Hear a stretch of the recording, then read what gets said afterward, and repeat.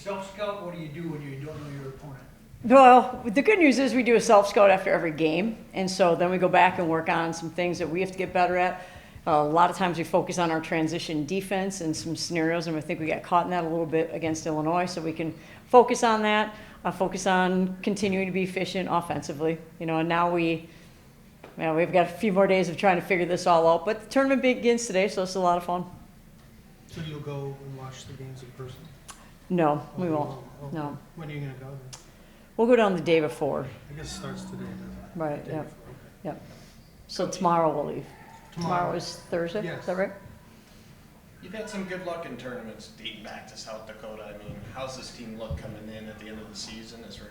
Well, I think this group is a group that is continuing to develop. I think they continue to look at things and understand things and, say, okay, well, in our ball screen coverage, our post has to come a little higher or drop down a little further. They're a team that kind of understands the game and they want to keep getting better, and that's something that they're working on right now, and it's a lot of fun to watch them do that. Don, when you first got here, I remember Mara was playing like an international free tournament. She, very obviously, she's a rising star. She's had the injuries. How close is she to being kind of where she can be as a talent? Well, I think Mara's right now kind of on this incline. I think she's playing and getting better all the time. And I think what is hard to put a value on is how important her leadership is on top of all of it. One, she's playing at a really high level, both ends of the court, but her leadership is something that has really been instrumental for us. So I think she's continuing to get better too.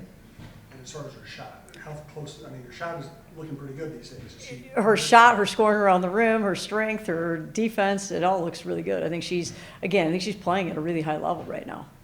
The way your team's constructed, how much do you think that going into the tournament play where you're not just dependent on this player or that player, that really have anybody that can go off on you tonight?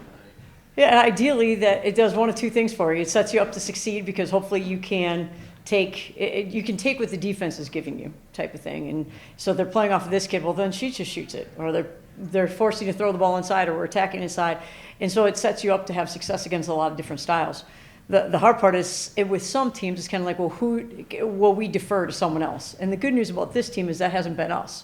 Yeah, our team hasn't really deferred to someone else to do a lot of it, and that's really important. Everybody has to have an attack mindset, but then you also have to recognize this time they're helping strong out of that corner. You just make a simple pass and kick to that corner rather than try to dribble through that because there's no place to go, type of thing. And so understanding when to do what is what this team has done a pretty good job of for the most part. In your previous stops, did you have a best player, someone who was undoubtedly your best player? It all depends on the year, but in an ideal world, to have the versatility is something that's really, really valuable to have. Yeah. Did, when Mara's full season as a freshman, she did everything. She was a point guard, Right. she was a scorer. And she comes back, I think she was the leading scorer all until this year. Did you sense that it was hard, not hard, but she had to find her spot on a team that you got to know that Grace was a big scorer, and Amaya starts, is there anything there? In terms of it Finding a from her spot span? with this. No, she's had a spot and she's done really well with it. And I think she's been aggressive the whole season. I think she is now, understanding. But right now she's making more of those opportunities. But I don't know if her understanding is a lot different. I think she's been aggressive all year long. I think she's played at a really high level. She just is making shots at a higher level, if that makes sense at this point in time. But all the way through, the reason, again, a major reason why our team has had success is because of how she has led us in so many ways, regardless of if she's scoring a lot of points or if she's not our leading scorer.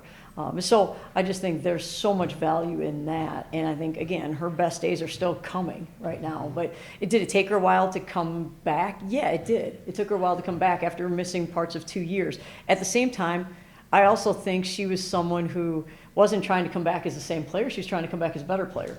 And so now she attacks the rim at a higher level. She rebounds at a really high level, and so she's added parts to her game. And sometimes when you add different parts to your game, some other part isn't quite as, we're not just focused on, is she shooting it well? We're focused on all those other things. When she was not playing, she was kind of a coach. She was always. She was. How much time did you spend just talking to her about basketball, and how much do you think that might have helped this year? Mara loves talking about basketball, but she analyzes it, she studies it, she watches games, she texts you about what's going on in the game. She is an absolute basketball junkie. So I don't know that we had much to do with that at all. We're just trying to help her learn the game more and understand the game. But boy, I'll tell you what, when we will call it, whether it's a zone offense look, and she's like, okay, you're over there, and she just kind of takes care of it and gets things done because she understands it at a really high level. When did you notice that she was a leader? When did that become a big part of her persona?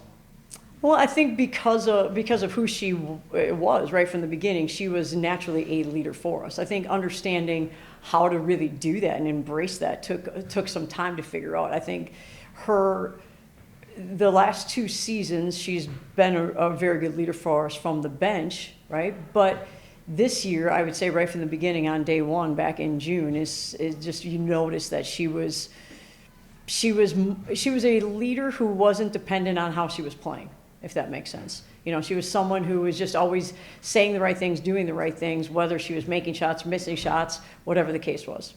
She's had that quote the other couple games ago too, where she said she would, I think, affect her, like a missed shot or whatever.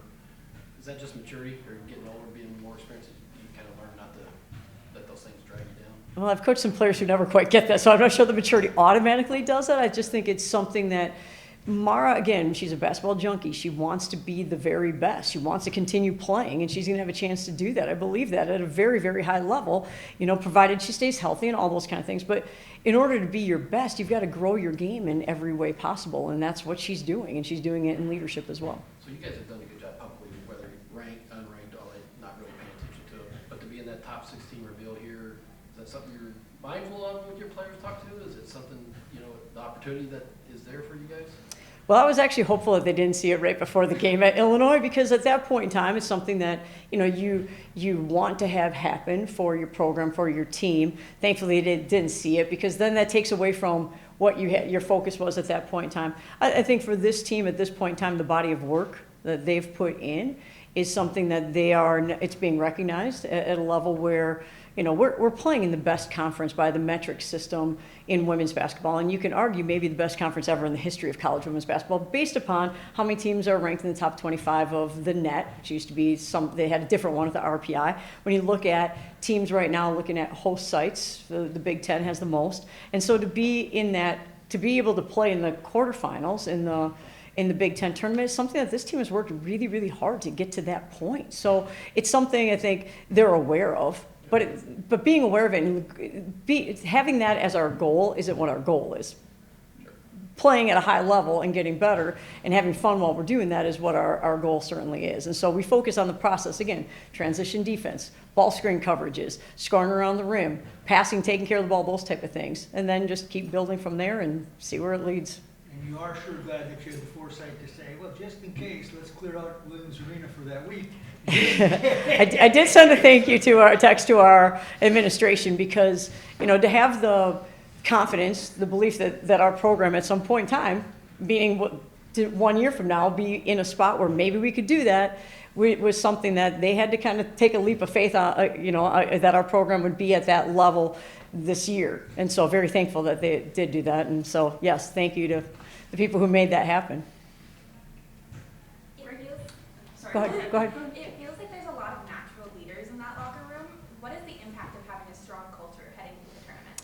Well, that's a great question, and I think what was really neat, you know, we in terms of the comparison from the Michigan State game to the Illinois game, our last 2 games, when you looked at our bench, when you looked at our timeouts, when you saw those type of things in the Michigan State game, it was uncharacteristic. We weren't really the same for whatever reason. Who knows why? I don't know. Is it senior day? Is it because there was pressure? Is it because whatever? I don't know. We didn't have it. The other team played really well. We couldn't get it that day. But when you look at the leadership in the Illinois game and you go back and you watch the timeouts and you see the players having the communication of what it needed to have happen at that point in time, that's why this team is successful, right? Player-led programs, and which is what we've wanted to be since day one. But the hard part is, how do you lead if you don't really even understand what you're supposed to be leading or what that looks like? And to now have them be the ones to identify it. You can't we want our players to be able to problem solve, right? I think one of the first questions I asked our players when we got to Minnesota was, how many timelines do we get a game as coaches or as a team? They're like, I don't know, 4. We get 4, and you want to save as many of them as you can in women's basketball to advance the ball at the end of the game, or for whatever reason, you're ahead or you're behind, whatever the case is. You want to save as many as possible.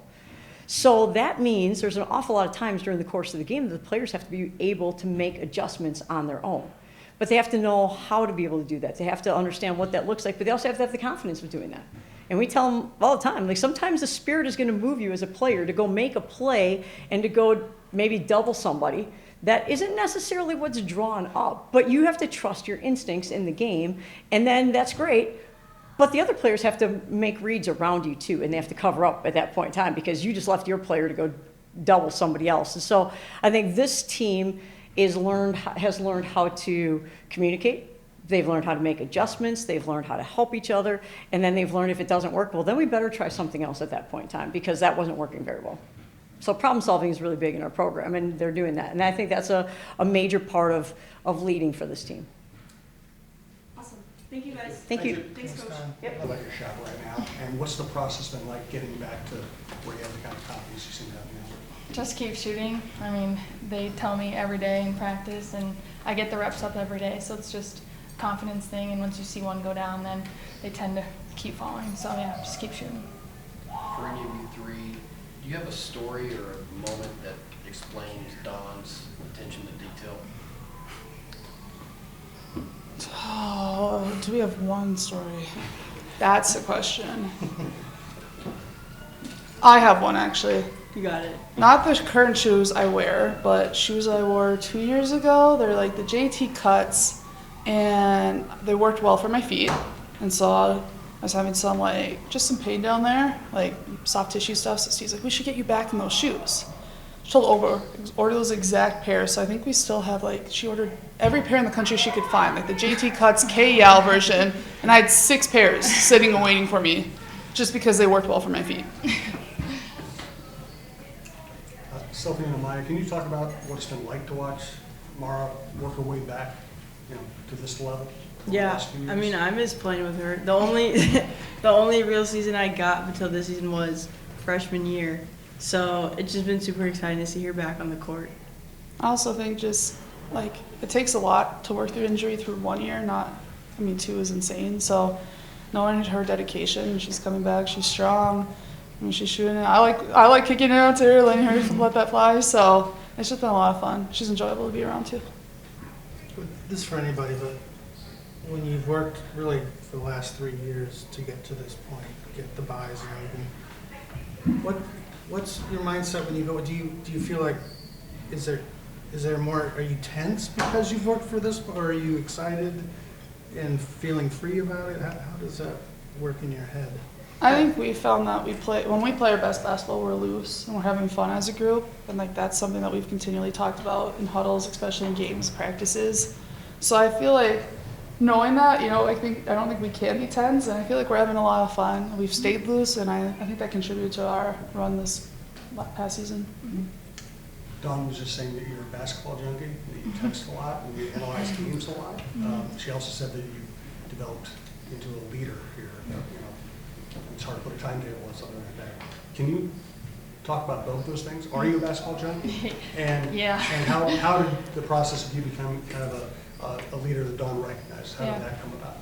I think it's grown over the past few years of being on the sideline and having to see the game in a different way, more of a coach's perspective. And so once I did get back on the floor, I knew that leadership and that vocal part couldn't slip just because I was out there playing. And I think it even helps more so when we're on the court and I'm like in the action.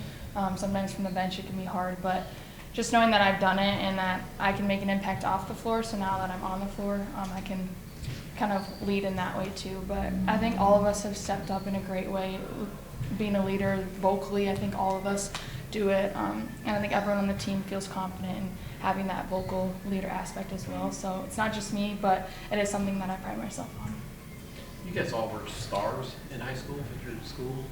When you look at this team, it's like it's all the group, right? How does that come together, and how do you have that kind of that chemistry where everybody buys into whatever the role is? I think we just all like each other. Like, it really just comes down to that. We all like each other on and off the court, and so if somebody's having a great game on the court, like a really successful game or whatever it may be, we're going to celebrate that, and they would do the same for us. Did you guys know before the season that they cleared space for you in case you could host the first and second round tournament? They actually did. No, I did not know that. No. Nah. That's I mean, cool though. I think it goes into the sport that, the University of Minnesota and our administration has for us. There's not a lot of things we're lacking here, and if we need it, they're going to find a way to get it done. So we always need to shout them out. What's DJ Donnie P like behind the scenes? Like, cause we see Dawn out here, and she's very like organized and professional and everything as well. Yeah, but like, how is she with you guys that makes it to the point where you can call her Donnie P and like have fun? I mean, she is the way she is out here also with us, but also in a sense just she can be loose and goofy with us as well. And like we've taught her a lot of different things, a lot of different slang and things that we use, and she tries to use it too, which is funny. But she tries to relate to us, but at the same time, I mean, she is our coach, and we're playing for her, so she has that obviously professionalism too. But like I said, she can have fun and loosen up as well. I think she's the queen of references, and so the one day she's telling us we have to be a thermostat and try to turn our energy up at practice, and I'm going to send some pictures of thermostats, and there's a current joke that's 6'7", and she made sure that one of the thermostats was set to 67 degrees. So she tries to play it when she can, but she has her moments. I mean, for you guys, what does that do when you have a coach that can like hold you accountable, but also kind of meet you at the level of like young women that are like still figuring out the world even? Well, she has experience and has won at a high level, and so we know that it's documented that it can be done. So when we buy in and we do the things we need to do, usually we end up being successful. So there's that she's proven that she can coach at this level, and I think for us to just buy in and understand that too and really listen and pay attention, it's shown, it's worked, it's paid off. So just keeping to do that going into March too. I think she cares about us on like a personal level too. Like I was able to do an internship this summer, and she maneuvered some practices around for me to be able to get that done, because a lot of people in my degree, my master's program, were doing it. Obviously, I probably couldn't go work a 40-hour work week, but that's really nice. Or just like family events too. I feel like none of us have ever been like scared to ask her. Like for instance, I think I missed a practice one spring for my brother's PhD dissertation. So she like understands those little moments, and I think when she's hard on us, it's she cares about you, and it's because she wants you to be better. I've heard Amaya talk about what it means to get for this group to get Gopher women's basketball back to this level. Sophie and Mark, can you talk about what it means to you? Yeah, I mean, it's what we committed to do our freshman year, and Sophie coming in, like we've been through this all, the start of it and the hard times, and we got through it together, and I think it is because we did it together and we're so close that, and everyone else bought in. The community, they're so supportive, and I know that there was already a plane full of people heading down to Indy this morning, and so it's just that support that means so much to us, and that's why we do what we do, and we love it, and just to be able to have this success just honestly makes it all worth it. How much confidence do you have going into the tournament just with your recent play and your national recognition you've got? I think we're pretty confident, but also it's just such a good opportunity. It's something we've never done before, and usually we're playing on the first day, or we have the past few years, so now it's nice to be here and get some more practice in and then be able to go and play on Friday. But just the momentum we have right now is really fun, and just remembering, like Soph said, just to be loose and just have fun with it, because it is a great opportunity. I mean, it's March, so any team can beat you on any given night, any given day, and so knowing that we need to bring our best, but kind of have fun too.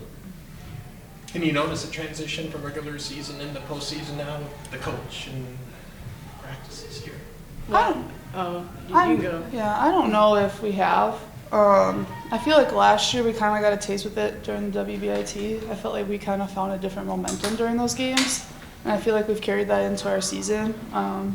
So I don't know if we feel like, March is always fun, but I don't know if we feel like any more pressure or intensity from her.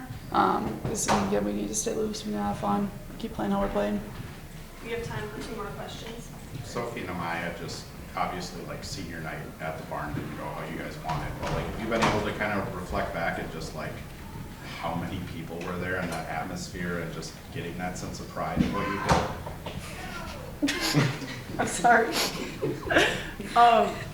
Yeah, I've been able to look back, and it was great. The whole, I feel like bowl, like lower level, was packed out, and that was really cool to see. Because we usually get a decent amount of fans, but for all of it to be packed out, it's happened like a couple times, but that was really nice. And just seeing like all my teammates, like family, all that was nice. Just seeing all the people who have helped me get to this place, that was really cool. I think it's fun to see like our fan base grow too. Like a couple of us went and got Mexican down in my hometown because I want to try the restaurant I talked about. El Perion, love it. But we got recognized. Like these 2 ladies came up like, we're sorry to like bother you, but we just want to tell you good luck in the tournament. And so I think it's been cool and like just those little moments to know that we have a big fan base here in Minnesota that cares a lot about us. Great. Thank you guys. Thank you. Appreciate it. Appreciate it. Thank you.